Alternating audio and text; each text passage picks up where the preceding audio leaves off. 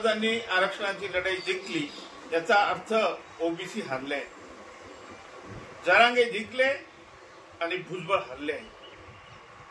हा जो निर्णय झालेला आहे अत्यंत चुकीचा झालेला आहे। सरकारने गुगली टाकली, सरकारने एक तर जरांगेला फसवलाय किंवा ओबीसीला फसवलंय, दोन पैकी एक होऊ शकते।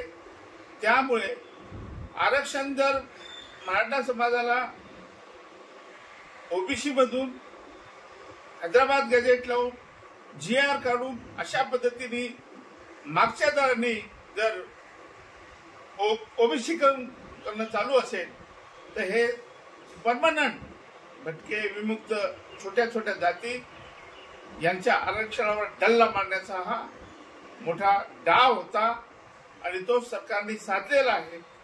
याच्यामुळे ही लढाई परत ओबीसी आणि मराठा, ओबीसी वर्सेस सरकार चालूच राहील। फार मोठा अन्याय ओबीसीवर झालेला आहे, न भरून निघणारं नुकसान आहे। मागच्याही वेळेस जरांगे पाटलांना असंच या लोकांनी शेंडी लावली म्हटलं तरी चालेल, मूर्ख बनवलं म्हटलं तरी चालेल। याही वेळेस तेच केलंय सरकारने। एक तर ते झालं असेल किंवा ओबीसीवर अन्याय झाला, ओबीसीला धक्का लागू देणार नाही म्हणणारं सरकार, जे ओबीसी आपला DNA आहे म्हणणारं सरकार ओबीसीला प्रचंड भूकंपाचा धक्का दिलेला आहे आणि हे कधी ओबीसीचं न भरून निघणारं नुकसान आहे, राजकीय नुकसान होणार आहे।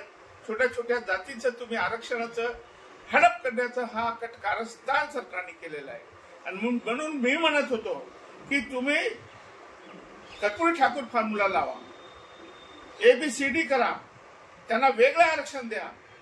माझं कोणी लक्षात घेतलं नाही। आता ओबीसीने समजून घ्यावं की हा मोठा अन्याय एक प्रकारचा सरकारने डाका टाकलेला आहे ओबीसीच्या आरक्षणावर आणि तसंही हे टिकणार नाही।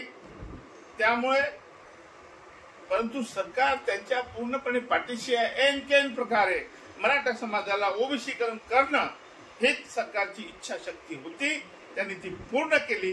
मागासवर्गाच्या बाजूने हे सरकार उभं नाहीये, मागासवर्गाच्या विरोधात हे सरकार आहे आणि त्यामुळे या निर्णयाचा आम्ही निषेध करतो।